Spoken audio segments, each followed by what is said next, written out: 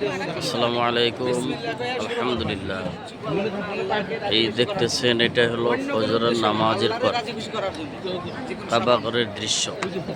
মানুষ সবাই চতুর্পাশে ঘুরতেছে, তারা উমরা করতেছে ইনশাআল্লাহ। ফজরের নামাজের পরের দৃশ্য।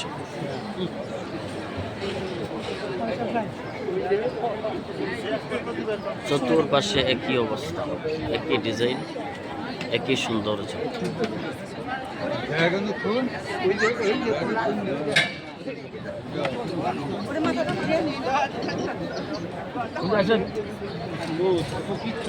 আর এই যে এখানে আছে আমাদের সাথীগুলো,